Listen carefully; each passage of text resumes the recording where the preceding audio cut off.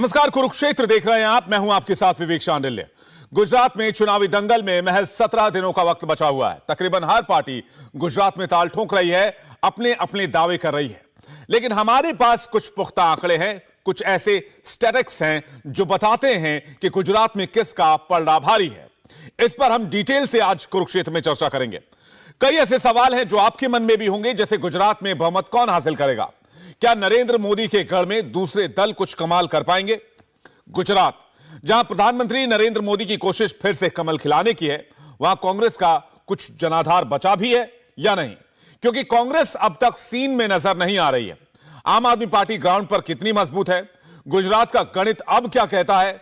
गुजरात का एकदम नया चुनावी समीकरण किसका खेल बिगाड़ेगा? इस पर आज हम कुरुक्षेत्र में बड़ी बहस करने जा रहे हैं। हमारे पास ओपिनियन पोल है, एक्सपर्ट्स हैं। आज के इस शो में आपके लिए भी क्लियर हो जाएगा कि आखिर गुजरात में इस बार क्या होने वाला है। आंकड़ों को जब आप देखेंगे तो पिक्चर बहुत हद तक क्लियर हो जाएगी। डिबेट में हमारे साथ बातचीत करने के लिए मेहमानों का बड़ा पैनल जुड़ा हुआ है। अपराजिता सारंगी, प्रवक्ता बीजेपी, हमारे साथ जुड़ गई। गौरव पांधी, प्रवक्ता कांग्रेस पार्टी, हमारे साथ जुड़ गए। मनोज सिंह हमारे साथ जुड़ गए, चुनावी विश्लेषक हैं। हर्षवर्धन त्रिपाठी भी हमारे साथ जुड़ गए, वरिष्ठ पत्रकार हैं। आप सभी का बहुत बहुत स्वागत है। गौरव पांधी, मैं आपसे शुरुआत करता हूं। कहते हैं कांग्रेस सीन में ही नजर नहीं आ रही है। ज्यादातर राजनीतिक विश्लेषक यही कह रहे हैं कि आपने पहले ही हथियार डाल दिए हैं। क्या सच में ऐसा है या फिर आपकी कोई अंडर करंट है जिस पर आप बहुत भरोसा कर रहे हैं? देखिए, ये कोई पहली बात नहीं है जहां से ये डिबेट शुरू हुआ कि कांग्रेस सीन में नहीं नजर आ रही है।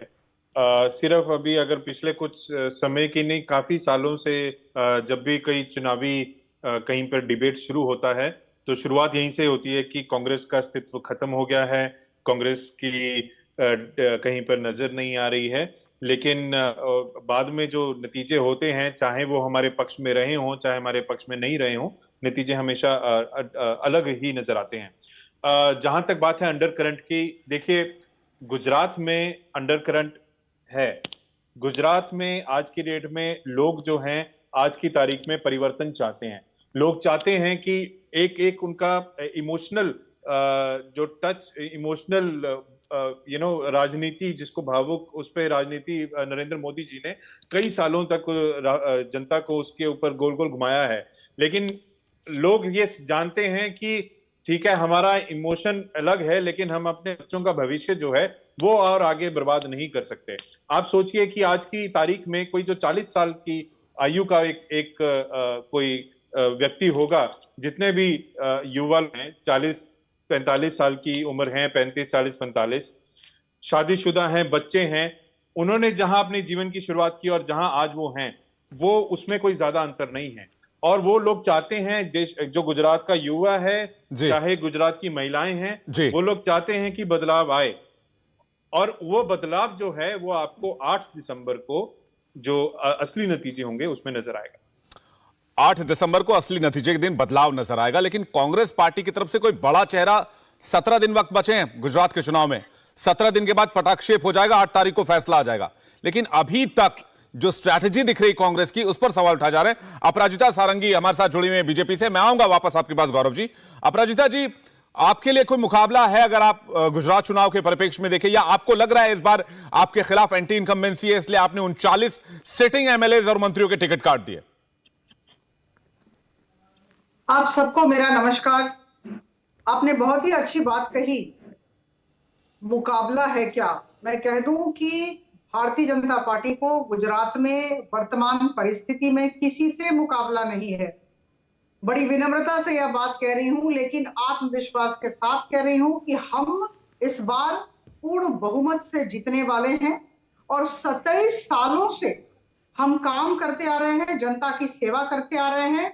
और मैं कह दूं कि हम विकास के रिकॉर्ड को लेकर लोगों के पास जाते रहे हैं और इसलिए हर बार आशीर्वाद मिला है, इस बार भी मिलेगा।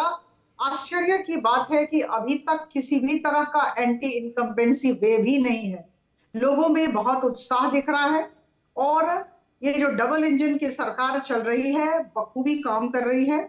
और जितने भी केंद्र सरकार के और राज्य सरकार के प्रोग्राम्स हैं, कार्यक्रम हैं, सफल कार्यान्वयन हो, इस दिशा में हर तरह का प्रयास केंद्र और राज्य सरकार की तरफ से किया गया है। अपराजिता जी, और ठीक बात है, पूरा विश्वास ठीक बात है। कि ये लगातार खबरें भी चल रही हैं, आपने कितना काम किया है गुजरात के लिए। लेकिन अगर आप इतने कॉन्फिडेंट हैं, आपको इतना यकीन था कि आप चुनाव जीत जाएंगे, सरकार बन जाएगी, तो आपने विजय रूपाणी, नितिन पटेल जैसे कद्दावर नेताओं के टिकट को भी काट दिया, 39 नेताओं के टिकट काटे। ऐसा क्यों करना पड़ा? देखिए, ऐसा है कि भारतीय जनता पार्टी एक अलग तरह की पार्टी है। हम अपना काम बहुत संजीदगी से करते हैं और हम बहुत तह तक जाते हैं, बातों को समझने की कोशिश करते हैं और हमारा एक ही लक्ष्य रहता है कि हम विनेबिलिटी को देखकर कैंडिडेट को लाएं। तो जब समीक्षा होती है, विश्लेषण होता है, तो उस पर अगर पता चलता है, मालूम होता है कि यह व्यक्ति है, इसे हटाना होगा, क्योंकि हमें एक विनेबिलिटी फैक्टर को दृष्टि में रख के अगर ये करना पड़ता है तो हमें उस तरह के कैंडिडेट को लाना पड़ता है। तो ये तो मुझे लगता है अच्छी बात है, इसकी तो ठीक है। तारीफ होनी अगर मैं इसे चाहिए। आसान शब्दों में समझने की कोशिश करूं या दर्शकों तक पहुंचाने की कोशिश करूं, जो आप कह रहे हैं, उसका मतलब ये हो सकता है वो टिकट पाने के काबिल नहीं थे, उनका वर्क रिकॉर्ड इस हिसाब से नहीं रहा था। ये बात मुझे लगता है आप कहना चाह रही हैं, लेकिन इसको किसी और तरीके से कहना चाह रही हैं। मैं वरिष्ठ पत्रकार हर्षवर्धन त्रिपाठी जी के पास जा रहा हूं।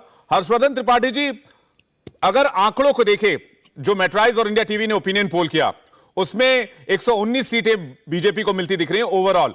बाकी जो एंटी इनकम्बेंसी की बात होती है, अलग अलग वर्गों की बात होती है, सबका सपोर्ट है, लेकिन मुकाबला कहां पर है फिर? देखिए, एक तो ये कि मैं ये कतई नहीं मानता कि कांग्रेस मुकाबले में कहीं है ही नहीं। मुझे लगता है कि गुजरात का चुनाव पूरी तरह से भारतीय जनता पार्टी और कांग्रेस के बीच का है। ये जरूर है कि कांग्रेस पार्टी और उसके नेताओं जिस तरह से चुनाव लड़ना चाहिए था, और हम दूसरे का उदाहरण क्यों दें, 2017 में खुद कांग्रेस लड़ी थी, अगर उसी तरह से लड़ती दिख रही होती तो आज शायद आम आदमी पार्टी के हिस्से में जो आप 8% मत कह भी रहे वो भी शायद नहीं दिख।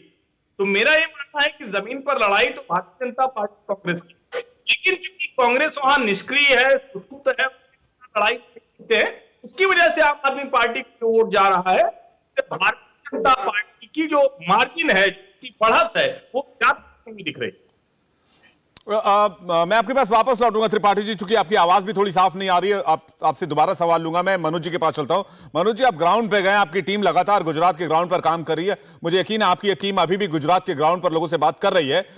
कांग्रेस कहां पिछड़ती दिख रही है? अगर हम पीछे होने की बात करें, और जो आपने ओपिनियन पोल दिया उसमें भी आपने कांग्रेस को पीछे दिखाया है, कहां पर कांग्रेस ने हथियार डाल दिया? कांग्रेस को लगा कि वो जीत नहीं सकती है, तो फिर बहुत ज्यादा एफर्ट करने से फायदा नहीं है। हमने देखा राजस्थान में क्या हुआ, राजस्थान में कांग्रेस पार्टी उलझी रही। हमने देखा अध्यक्ष पद के चुनाव में कांग्रेस पार्टी उलझी रही, उसको तरजीह दी गई। राहुल जी भारत जोड़ो यात्रा कर रहे हैं, उसको तरजीह दी जा रही। लेकिन गुजरात के चुनाव को कांग्रेस ने तरजीह बहुत कम दी है, ऐसा देख के लगता है। विवेक जी, आज भी मैं गुजरात में ही हूं और गुजरात से ही ये प्रोग्राम आपके साथ जुड़ रहा हूं, और बता दूं कि जहां तक आप कांग्रेस की बात कर रहे हैं, उसके पीछे यदि बीजेपी से उसको ज्यादा परेशानी नहीं है। जितना ज्यादा परेशानी उसको दिख रही है तो वो आम आदमी पार्टी से दिख रही है।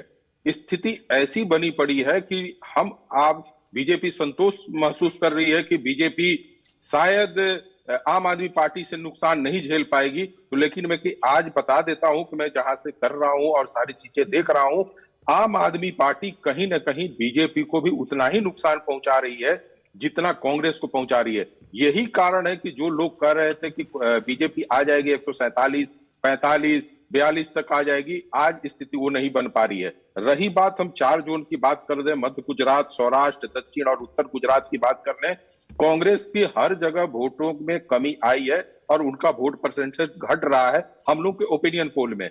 और यही कारण है कि उनकी सीटें बढ़ती हुई नजर नहीं आ रही है। और जहां तक बात करें कि सेंट्रल नेतृत्व की कांग्रेस की, तो हिमाचल तक तो कुछ उनको एफर्ट करते हुए देखा गया, लेकिन आज के डेट में गुजरात में उस तरीके से रणनीति नहीं दिख रही है जो 2017 में सरकार गिराने या सरकार बनाने के लिए वो अब आगे बढ़े थे।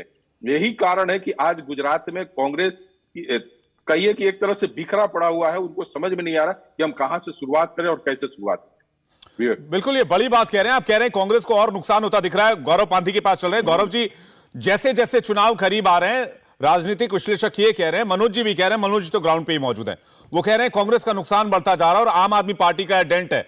आपको भूलना नहीं चाहिए, आप पंजाब पहले आम आदमी पार्टी को दे चुके हैं, दिल्ली पहले आम आदमी पार्टी को दे चुके हैं, और अब गुजरात में जहां दूसरी सबसे बड़ी पार्टी थे आप, वहां पर भी आम आदमी पार्टी आपको डेंट करने के लिए तैयार है।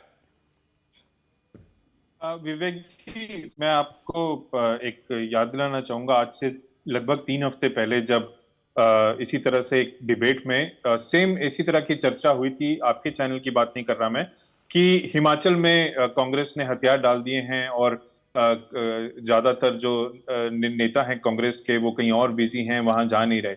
आज उदाहरण ये दिया जा रहा है कि जिस तरह से हिमाचल, तो आप गुजरात में भी देखेंगे, आज भी अगर आप देखेंगे हमारे शीर्ष नेतृत्व जो है पार्टी के, अशोक गहलोत जी हैं, मुख्यमंत्री हैं राजस्थान के, अभी चिदम्बरम जी दो दिन पहले जो हैं वो यहाँ पर थे, और इसी तरह से आने वाले दिनों में भी, और पार्टी के शीर्ष नेतृत्व की मैं बात कर रहा हूं, पार्टी के अध्यक्ष से लेके और जितने बड़े नेता हैं, सभी का जो है गुजरात में इन्वॉल्वमेंट रहेगा।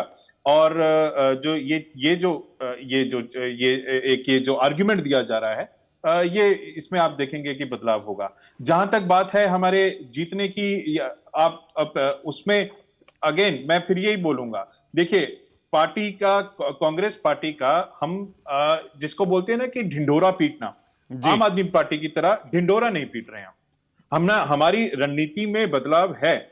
हम लोग इस बार हम लोग ढिंढोरा बड़ा बड़ा ऊपर ऊपर का कैंपेन करने की बजाय हम लोग नीचे जो ग्राउंड लेवल पर जो है वो कैंपेन चल रहा है। मतदाता जितने हैं, मतदाताओं के साथ हर एक विधानसभा में सीधा संवाद चल रहा है। तो हमारा माइक्रो लेवल पर कैंपेन जो है हम उसको चला रहे हैं। उसमें और क्या रणनीति है उसको ज्यादा मैं आपके साथ ना शेयर करके मैं यही कहना चाहूंगा, आप देखिएगा आने वाले समय में जिस तरह से चीजें कुछ दिनों में बदलेंगी, और स्पेशली जो नतीजे 8 तारीख को आएंगे, वो एक असली आपके सामने जो प्रमाण होगा।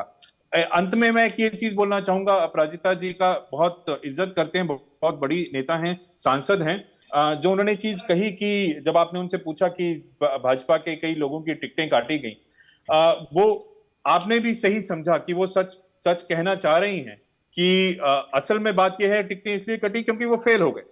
अगर उन्होंने काम किया होता, अगर वो विफल ना हुए होते, अपना कार्य किया होता, अगर जनता के बीच में उनकी पकड़ अच्छी होती, पहचान अच्छी होती, तो टिकट क्यों नहीं मिलती। तो भाजपा के ज्यादातर जितने भी एमएलए हैं, वो पूरी की पूरी सरकार जो है वो फेल हुई है। अपराजिता जी जो हैं वो उतने ही शब्दों में नहीं कह सकती, क्योंकि एक बार इन्होंने कर्नाटका के समय पे विषय में बोला था, मैं जवाब ले लेता हूं, जहां पर उनको पीछे कर दिया गया था। जी ठीक है, मैं जवाब ले लेता हूं। अपराजिता जी, एंटी इनकम्बेंसी है कांग्रेस कह रही है, और कांग्रेस बहुत माइक्रो लेवल पर काम कर रही है। देखिए, अनुमान से दुनिया नहीं चलती है। ये अनुमान कर रहे हैं कि इस वजह से टिकट काट दिया गया, और यह अनुमान उनका अनुमान है, लेकिन तथ्य यह है कि भारतीय जनता पार्टी किसी भी चुनाव को, निर्वाचन को बड़ी संजीदगी से लेती है और हर एक तथ्य की समीक्षा करती है। तो जहां तक विनेबिलिटी का सवाल है, वहां पर पार्टी हमारी किसी भी तरह का समझौता नहीं करती है। और मैं कह दूं, जहां तक कांग्रेस का सवाल है, 4 शब्द हैं: नीति, नियत, नेतृत्व और रणनीति। इनकी नीति पर और इनके नियत पर लोगों की आस्था नहीं है। इन्हें पूछे नेतृत्व कहां है, अभी तक मल्लिकार्जुन खड़गे वही क्यों नहीं नजर आ रहे हैं। इनके बड़े बड़े नेता कहां गए। ये कह देना कि सब लोग नीचे काम कर रहे हैं, जमीन पर काम कर रहे हैं, देखिए हम लोग भी गुजरात में घूम रहे हैं, कहीं कोई नजर नहीं आ रहा है। ग्राउंड वर्क कांग्रेस का 0 है। और जहां तक रणनीति का सवाल है, मुझे लगता है कि कांग्रेस के प्रवक्ता हो या फिर इनके वरिष्ठ नेतागण हो, रणनीति से अनभिज्ञ हैं। हर एक निर्वाचन रणनीति के बल पर भी जीता जाता है, परिश्रम होता है और रणनीति होती है। जहां तक भारतीय जनता पार्टी का सवाल है, मैं बता दूं, हम लगातार अपने वोट शेयर में सुधार लाने की कोशिश कर रहे हैं। 27 साल हो गए, लेकिन हम आत्मविश्वास के साथ कह रहे हैं कि हम जीत रहे हैं। सारे ओपिनियन पोल्स बता रहे हैं 2012 में 47.85% हमारा वोट शेयर था, और यह बढ़कर 49.05 हो गया 2017 में। और मैं कह दूं कि यह निश्चित तौर पर इस बार बढ़ने वाला है, और जो भी ओपिनियन पोल्स कह रहे हैं, इससे बहुत अधिक सीटें हमें मिलेंगी। प्रचंड बहुमत की तरफ हम जा रहे हैं, और मैं कह दूं कि रिपोर्ट कार्ड के साथ लोगों के पास हम खड़े हैं, और जी लोगों का आदरणीय प्रधानमंत्री जी और उनके शासन पर बहुत ही आस्था है। और ठीक इसी है, आप वजह से प्रचंड हम जीत का दावा कर रहे हैं। गौरव, इसके बाद मैं बाकी मेहमानों के पास आ रहा हूं। गौरव से एक सवाल लेता हूं। गौरव, आप ये बताइए कि आप कह रहे हैं माइक्रो लेवल पर आप बहुत काम कर रहे हैं। बीजेपी प्रवक्ता ने जो, अपराजिता जी ने जो कहा, उसका जवाब आप दे दीजिएगा। साथ में ये भी बताइए कि आपके 19 नेताओं ने कांग्रेस पार्टी छोड़ के बीजेपी ज्वाइन कर लिया, दूसरी पार्टियों में चले गए। यह संख्या 19 से भी ज्यादा है। माइक्रो लेवल पर आपने इतना क्या काम कर दिया कि आपके पार्टी के अंदर भगदड़ मच गई, गुजरात प्रदेश कांग्रेस के अंदर? देखिए, जो आपका ये 19 नेता वाला सवाल है, ये हमसे ज्यादा एक ये प्रश्न चिन्ह उठता है भाजपा में। और ये बात जो है, आप भी जानते हैं, हम जानते हैं, पूरा देश जानता है कि किस तरह से करोड़ों रुपए देकर जो पार्टी के इधर से उधर एमएलए को खरीदा जाता है। और ये सिर्फ गुजरात में ही नहीं, महाराष्ट्र में और कई प्रदेशों में ये चीज हुई है। दुर्भाग्य की बात यह है कि जो प्रश्न है वो भाजपा को ना पूछ करके किस तरह से जो लोकतंत्र है उसकी पीठ में छुरा घोंपा जा रहा है भाजपा द्वारा। प्रश्न जो है वो पार्टी के इधर से उधर एमएलए को खरीदा जाता है। और ये सिर्फ गुजरात में ही नहीं, महाराष्ट्र में और कई प्रदेशों में ये चीज हुई है। दुर्भाग्य की बात यह है कि जो प्रश्न है वो भाजपा को ना पूछ करके किस तरह से जो लोकतंत्र है उसकी पीठ में छुरा घोंपा जा रहा है भाजपा द्वारा। प्रश्न जो है पार्टी के इधर से उधर एमएलए को खरीदा जाता है। और ये सिर्फ गुजरात में ही नहीं, महाराष्ट्र में और कई प्रदेशों में ये चीज हुई है। दुर्भाग्य की मेरी आवाज आ रही है। हाँ, आवाज इको हो रही है। मैं अपराजिता जी से जवाब ले लेता हूं, तब तक आपकी आवाज आ रही है। विवेक जी, अभी ठीक है? मैं बोलना चाहूंगा। हाँ, पूरा कीजिए जल्दी। जहां तक हम भाजपा की बात करते हैं, अपराजिता जी जो बता रही थी, मैं आपका ध्यान यहाँ पर डालना चाहूंगा कि 2002 में 127 सीटें आई थी, जो सबसे ज्यादा अभी पिछले 20 सालों में भाजपा की रही। उसके कई कारण थे। उसके बाद 2007 में 117 सीटों पे आ गए, फिर 115 सीटों पर आ गए और 99 सीट्स पर आ गए 2017 में। वहीं हमारी जो है टैली 50 सीटों से शुरू होकर 2002 में 2017 तक हम 70 सीटों पे आए। और मैं आपको बता रहा हूं, आपको लिख कर देता हूं कि इस बार भाजपा जो है वो 70 सीटें नहीं क्रॉस कर पाएंगी। कहां ऊपर से वो नीचे गिरते जा रहे हैं। मैं अपराजिता से पूछना चाहूंगा, उन्होंने कहा कि हम ग्राउंड पे काम कर रहे हैं। क्या अपराजिता जी इंडिया टीवी के दर्शकों को अभी सबके सामने बता सकती हैं कि गुजरात के लोगों की 5 सबसे बड़ी समस्याएं क्या हैं? आप बताएंगी कि 5 समस्याएं बताइए लोगों की, कि जो गुजरात के लोग हैं उनकी 5 विशेष समस्याएं जो हैं, आप उसके बारे में बताइए। आज आपको नहीं पता? देखिए, ऐसा है कि अभी बात हुई कि कांग्रेस के जो मेंबर्स हैं, ये लोग कांग्रेस को छोड़कर भारतीय जनता पार्टी की तरफ मुखातिब हो रहे हैं। ये कह देना बड़ा जनरल स्टेटमेंट होता है कि भारतीय जनता पार्टी पैसा बांटती है, लोगों को खरीद लेती है। ऐसा नहीं होता है। होता यह है कि प्रधानमंत्री जी के नेतृत्व पर लोगों की आस्था बढ़ी है। और अगर भारतीय जनता पार्टी लोगों को आकर्षित करती है, कांग्रेसियों को आकर्षित करती है, तो इसमें भारतीय जनता पार्टी और उसकी नीति का दोष नहीं है। यह कांग्रेस की दुर्बलता है। अपने लोगों को समेटकर नहीं रख सकती है, अपने परिवार को संवार कर नहीं चला सकती है।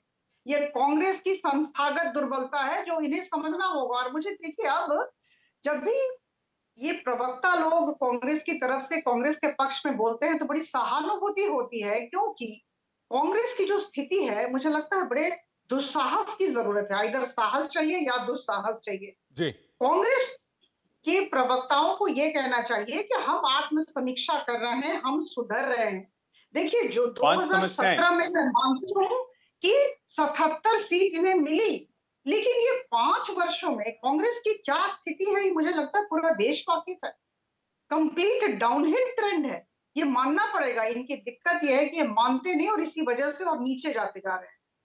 नहीं, ठीक है। गौरव कह रहे हैं कि माइक्रो लेवल पर उनके कार्यकर्ता काम कर रहे हैं। मैं मनोज जी से इसका जवाब ले लेता हूं, अपराजिता, जिसके बाद वापस आपके पास लौटता हूं। आप कह रहे हैं कि ये बहुत जनरलाइज स्टेटमेंट है, ये कह देना कि बीजेपी के पास पैसा है, बीजेपी नेताओं को खरीद लेती है। इसका जवाब मैं गौरव पांदी आपसे लूंगा। लेकिन मनोज जी, मुझे ये बताइए, कांग्रेस दावा कर रही है कि माइक्रो लेवल पर बड़ा उनका दमखम दिख रहा है और माइक्रो लेवल पर वो काम कर रहे हैं। प्रधानमंत्री ने भी एक रैली में जिक्र किया था कि ये बड़े गुपचुप तरीके से इस बार काम कर रहे हैं, इनसे होशियार रहने को कहा था अपने कार्यकर्ताओं और बीजेपी के सपोर्टर्स को। देखिए, प्रधानमंत्री ने जो कहा उसकी तो एक अलग समीक्षा है, उस पे एक रह गौरव जी ने कहा कि हम बड़ी माइक्रोलैब पे काम करते हैं।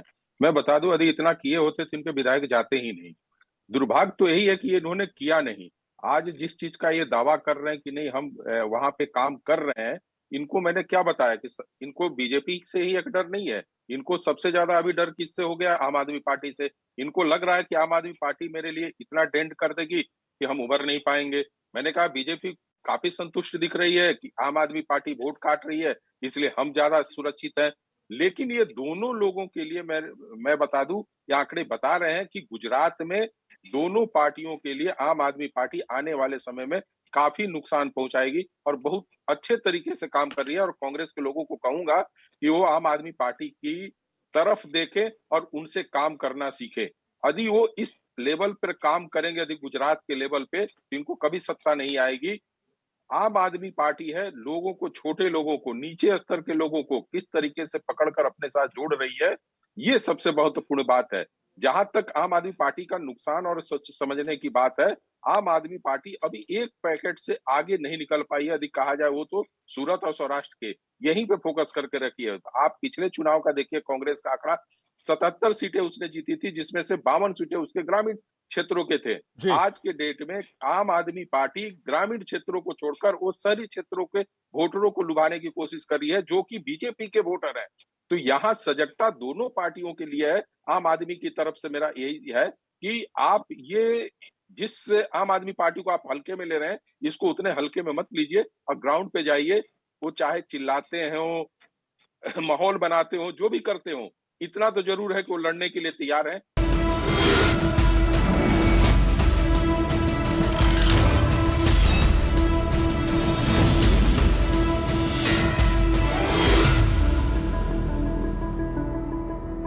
तो गुजरात चुनाव को लेकर डिबेट लगातार जारी है। एक बार फिर से दर्शकों का बहुत बहुत स्वागत है, मेहमानों का भी स्वागत करता हूं। हर्षवर्धन जी, गौरव जी ये कह रहे थे कि 2002 में 50 सीटें आई थी कांग्रेस की और 2017 में हम 77 पर पहुंच गए। 27 साल के हिसाब से ले ले तो हर साल एक सीट का इजाफा हुआ। क्या ये आपको लगता है कि एक प्रवक्ता होने के नाते या कांग्रेस पार्टी होने के नाते इस तरह का जवाब उनको शोभा देता है? वो कह रहे हैं कि हमने 27 साल में 27 सीटों का इजाफा किया, लेकिन 27 साल से वो सत्ता से भी दूर हैं, एक बार भी एंटी इनकम्बेंसी को नहीं भुना पाए और इस बार भी हालात कुछ ऐसे ही लग रहे हैं। मैं आ रहा हूं गौरव इसका जवाब आपसे लेने के लिए। हर्षवर्धन जी कुछ कहना। हर्षवर्धन जी। देखिए विवेक जी, मुझे लगता है कि गौरव पांधी कांग्रेस पार्टी के प्रवक्ता हैं और उनकी जिम्मेदारी है कि अपनी पार्टी के जो मजबूत पक्ष हैं उसी की बात करें, वो अपने कमजोर पक्षों की बात न करें।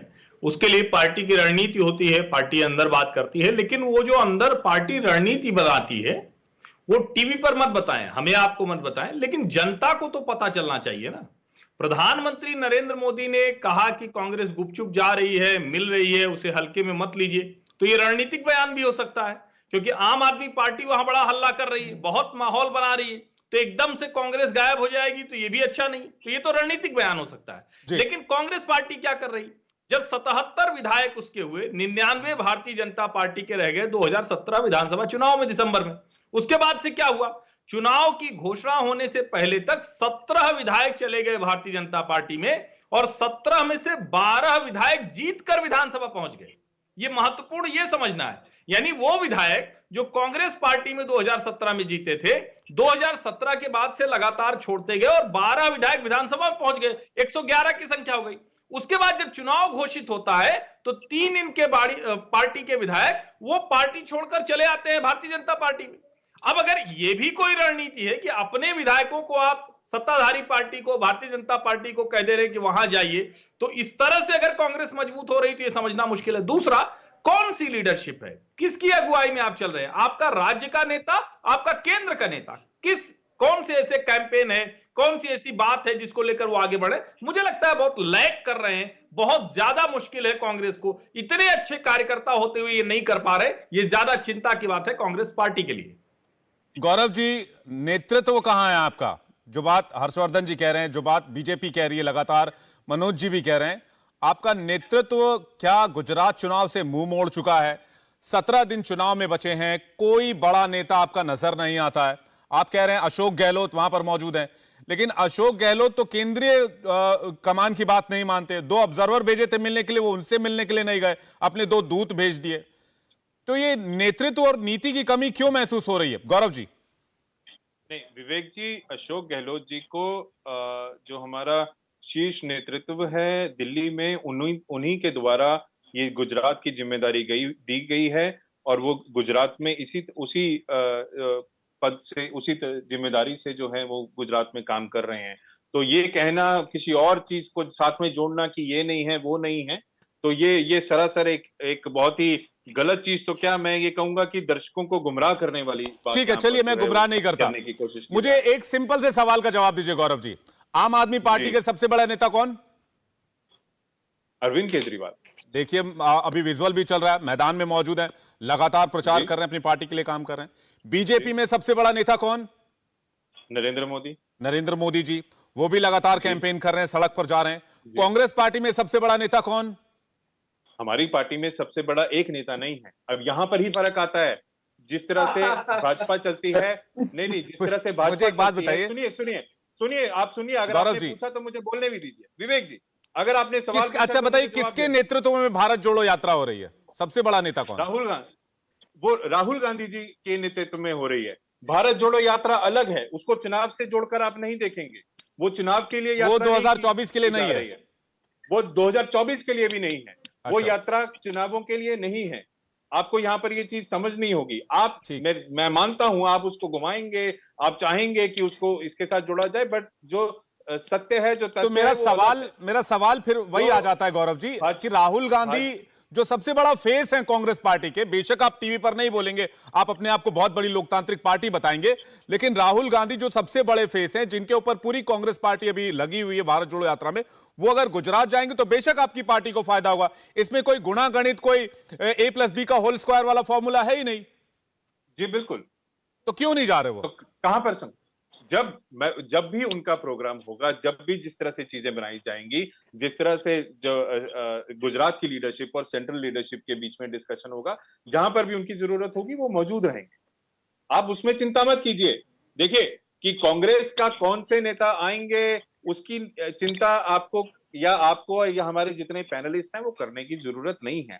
हमारी पार्टी का एक काम करने का तरीका है, मुझे बात पूरी करनी दीजिए, और हमें किसी और से सीखने की जो है जरूरत नहीं है। मैं हाथ जोड़कर कहूंगा, मनोज जी कह रहे थे, उन्होंने लंबे लंबे तारीफों के पुल बांधे आम आदमी पार्टी के और कहा कि आम आदमी पार्टी से सीखना चाहिए। नहीं, हाथ जोड़कर मैं कहता हूं कि हमें आम आदमी पार्टी या भाजपा से सीखने की जरूरत नहीं है। उसका एक कारण है, लास्ट 10 सेकंड में लेकर बताऊंगा। आम आदमी पार्टी के फिरौती का पैसा तिहाड़ जेल से और पंजाब से, पंजाब सरकार के हवाई जहाज में करोड़ों रुपया जो है वो यहां तक आता है गुजरात में, और यहां पर इस तरह से पैसा बहाया जा रहा है पानी की तरह अपना प्रचार करने में।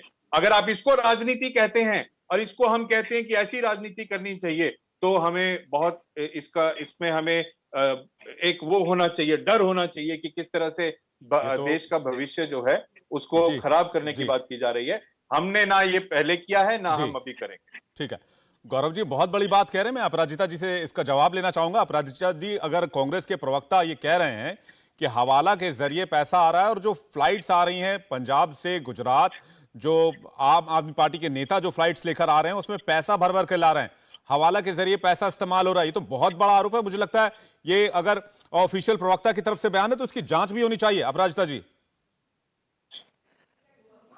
देखिए, मैंने कहा कांग्रेस के प्रवक्ता से मुझे बड़ी सहानुभूति होती है हर एक चैनल पर। कांग्रेस गुजरात में और हिमाचल प्रदेश में सक्रिय नहीं रही है, नहीं दिख रही है, वो इसलिए क्योंकि वो उसने हार स्वीकार कर लिया है। कांग्रेस जानती है क्या आने वाला है, दिसंबर 8 को किस तरह का परिणाम आएगा, तो फिर मैं क्यों काम करूं। ऐसी स्थिति है, ना कोई रणनीति है, ना कोई नेतृत्व है। इस बात को हमें मानना पड़ेगा। अभी दोषारोपण का मौसम है। कांग्रेस की वही हालत है जो हम बोलते हैं, नाचे ना आवत कहत की अंगनवे टेढ़। अरे भाई, अपने घर को संवारिए, सजाइए, किसी और की तरफ मत देखिए। स्थिति बहुत खराब है। ऐसी स्थिति है कि भारत के राजनीतिक नक्शे पर आपकी छवि धूमिल होती जा रही है। आपके अस्तित्व का, आपकी सार्थकता का सवाल है। और अभी आप आपकी तरफ देख रहे हैं, भारतीय जनता पार्टी की तरफ देख रहे हैं। अरे सीखिए दोनों पार्टियों से। अगर सीखना है तो आपसे भी सीखिए, हमें कुछ नहीं कहना है। हमें किसी भी तरह का किसी पर दोषारोपण नहीं करना है। हम बड़ी फोकस पार्टी है, हम अपना काम बड़ी संजीदगी से करते हैं, होमवर्क करते हैं, ग्राउंड वर्क करते हैं, और हमारे लिए निर्वाचन एक बहुत बड़ी जिम्मेदारी है और हम 365 दिन जी खुद को किसी भी राज्य में तैयार करते नहीं, लेकिन हैं। और ठीक है, वो इसीलिए बात ठीक है अपराजिता जी, लेकिन एक बात बताइए, मनोज जी कह रहे हैं कि आम आदमी पार्टी खतरे की घंटी सिर्फ कांग्रेस पार्टी के लिए नहीं बजा रही, आपके लिए भी बजा रही। 2020 में आपको 70 में से 3 सीट पर आपको लाके दिल्ली विधानसभा चुनाव में महज 3 सीट आपके खाते में आई थी।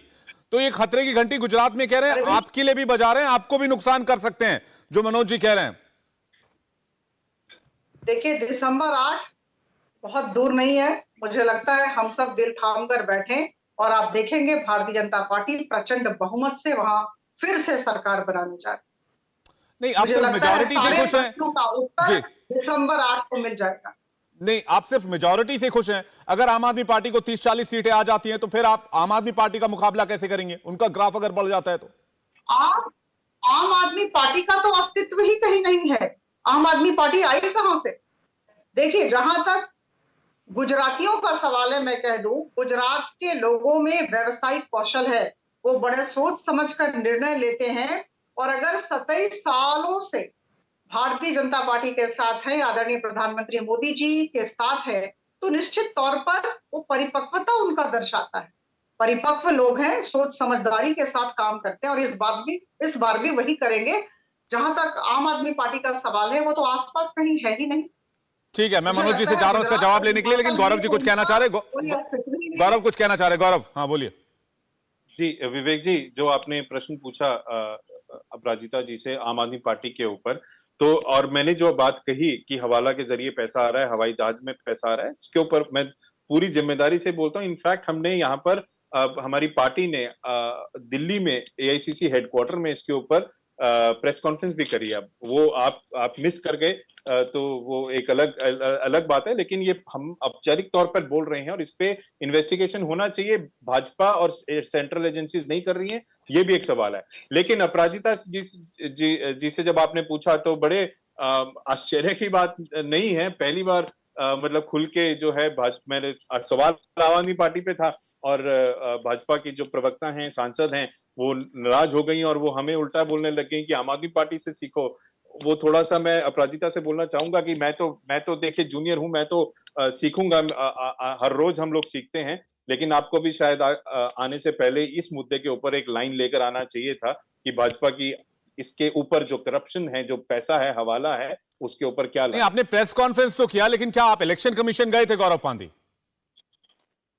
देखिए, हम तो सवाल उठा रहे हैं, एजेंसीज को जांच करनी चाहिए, जांच होना। डीजीसीए अगर जहाज में पैसा आ रहा है, अगर जहाज में पैसा आ रहा है तो डीजीसीए का भी बनता है इसमें।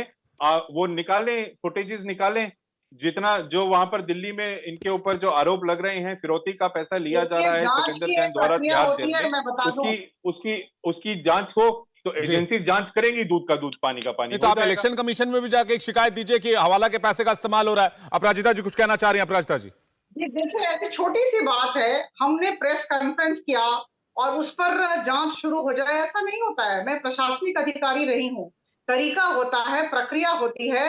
आप इलेक्शन कमीशन में दरख्वास्त दें या फिर सरकार की जो कंसर्न बॉडी है उसे लिखकर उसे बताएं, और उसके बाद अगर इन्वेस्टिगेशन नहीं हुआ तो मुझे लगता है टीवी चैनल पर आपको बोलना चाहिए मैंने लिख के दिया, लेकिन इस पर किसी भी तरह की कार्रवाई नहीं हुई। यह है कंप्लेंट। हमने प्रेस कॉन्फ्रेंस में कहा और इस पर कुछ नहीं किया गया, ये कोई कंप्लेंट नहीं है। मुझे लगता है कि आप लिख के दें, निश्चित तौर पर अगर इसमें कोई दम है तो कार्रवाई की जाएगी। अपराजिता जी, सिर्फ आप इतना बता दीजिए कि क्या आप मानती हैं कि आम आदमी पार्टी फिरौती का पैसा करोड़ों रुपए ले रही है और यहाँ गुजरात में पैसा उनके द्वारा जो है काला धन लगाया जा रहा है? हाँ या ना में आप जवाब दे दीजिए। आप लिख के दे। देखिए, आप तो मुझे प्रश्न करने वाले कोई नहीं है ना, आप लिख के दे। अगर आपके मन में कोई संशय है तो हम सम्मान करते हैं, आप लिख के दे। आपकी पार्टी खुद कह रही है दिल्ली में, जो भी संस्था इस पर काम करेगी उसे लिख कर दे और निश्चित तौर पर जो भी होगा सही। ठीक है, मैं हर्षवर्धन, बाकी मेहमान भी वेट कर रहे हैं, मैं जा रहा हूं हर्षवर्धन जी के पास। जी, कौन सी बड़ी बात है? ठीक है हर्षवर्धन जी, सवाल अब इसी बात का है कि मुकाबला में अगर हम मोटा मोटी बात करें तो एक तरफ आप देखेंगे बीजेपी और दूसरी तरफ जो वोट बचता है उसमें 3-4 पार्टियां हो जाती, कांग्रेस, आम आदमी पार्टी, बाकी निर्दलीय भी चुनाव लड़ रहे हैं, इधर बढ़ जाता है, AIMIM भी आ गई है। तो बीजेपी को क्लियर कट टक्कर देने के मामले में कोई नहीं दिख रहा, और कांग्रेस भी बहुत ज्यादा जोर नहीं लगा रही।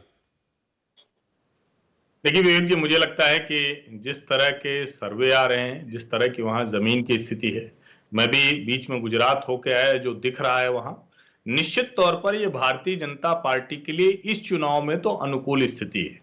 और अधिक अनुकूल इसलिए हो जाती है कि कितना भी मनोज जी कह रहे हैं, मैं चूंकि वो सर्वे करते हैं, जमीन पर जाते हैं, अभी भी वही है, उनकी बात का मैं पूरा सम्मान करता हूं, लेकिन आम आदमी पार्टी शायद 0.1% कुल पूरे गुजरात में 25,000 मत थे उनके 2017 के चुनाव में जी। तो अवधि में हमारे यहाँ कहा जाता है कि मूस मोटाई तो लोढ़ा हुई, मतलब कितना बड़ा हो जाएगा वो। तो आम आदमी पार्टी जो बड़ी होगी ना, वो अब ये कांग्रेस के लिए निश्चित तौर पर चुनौती है। भारतीय जनता पार्टी को हो सकता है कुछ जगहों पर चुनौती दिख रही है, क्योंकि जब कोई पार्टी बड़ी होती है तो ऐसा नहीं कि कोई कैलकुलेशन के साथ नहीं राजनीति चलती है कि अच्छा इतने सेंटीमीटर इतने इंच चलेगा। नहीं तो आप ये कह रहे हैं 2017 के मुकाबले 2022 में बीजेपी और बेहतर स्थिति में है? बेहतर करेगी, निश्चित तौर पर बेहतर करेगी। ठीक है, मनोज जी से लास्ट रिएक्शन ले रहे हैं। मनोज जी, बीजेपी कह रही है आम आदमी पार्टी ग्राउंड पे है ही नहीं, कांग्रेस से मुकाबला था, कांग्रेस में भगदौड़ मची हुई है, कांग्रेस में नेतृत्व और नीति दोनों की कमी है, तो बीजेपी के लिए रास्ता क्लियर है, मतलब आप क्या देख पा रहे हैं? बीजेपी की सत्ता वापसी होगी, ये किसी ने शंका नहीं व्यक्त किया है। सबका बात है कि आम आदमी पार्टी का रोल कैसा रहेगा। जैसे हर्षवर्धन जी ने कहा कि अभी कितने मूस मोटैया लोढ़ा हुई, मूस मोटाकर लोढ़ा हो जाएगा, कल पहाड़ भी बनेगा, लेकिन वो मूस नहीं बनेगा, वो बहुत सारे चीजें उसमें जुड़ेंगी। हम लोगों ने जिस तरीके से देखा दिल्ली के आम आदमी पार्टी का जब वहां विस्तार हुआ था, तो हम लोग उस समय भी बहुत काफी हल्के तरीके से उसको लिए थे। हम भी मानते हैं कि इस चुनाव में आम आदमी पार्टी का वहां कोई नहीं है, 7% तक या 8% तक वोट परसेंटेज आएगा। वोट परसेंटेज के हिसाब से देखें तो बहुत बड़ा वो नुकसान किसी को पहुंचाते हुए नहीं दिख रहा, लेकिन ये कहना कि सिर्फ ये जो नुकसान पहुंचाएगी वो कांग्रेस को पहुंचाएगी, मेरा मानना है कि ऐसा नहीं है। और इसका कारण ये है कि मुझे आम आदमी पार्टी दो जगहों पे उनको फोकस करती, एक होता है कि प्रवासी और दूसरे होते हैं कि अल्पसंख्यक को, और दोनों ये जो है कांग्रेस से रिलेटेड तो थे ही, लेकिन यहाँ पे क्या है कि आम आदमी पार्टी जो पिछले पाटीदार आंदोलन के समय थे और बीजेपी के अगेंस्ट में वोट कर रहे थे। बहुत ज्यादा वक्त बचा नहीं है, 17 दिन में चुनाव शुरू हो जाएंगे, 8 दिसंबर को नतीजे आ जाएंगे, इसलिए इन तमाम बातों पर क्या इंपैक्ट होगा गुजरात के चुनाव में नेताओं के वादों का क्या इंपैक्ट होगा, बीजेपी कैसा करेगी, कांग्रेस कैसा करेगी, आम आदमी पार्टी का ग्राफ कितना बढ़ेगा, 8 तारीख को सबका जवाब मिल जाएगा, इसलिए बहुत ज्यादा इंतजार तो नहीं करना पड़ेगा, लेकिन लड़ाई वाकई बहुत दिलचस्प हो गई है। बहुत बहुत शुक्रिया आप सभी मेहमानों का हमारे साथ जुड़ने के लिए। कुरुक्षेत्र के डिबेट में आज बस इतना ही। इंडिया टीवी हर वक्त हर जगह डाउनलोड करने के लिए सर्च करें India TV news Google play store या ऐप स्टोर पर।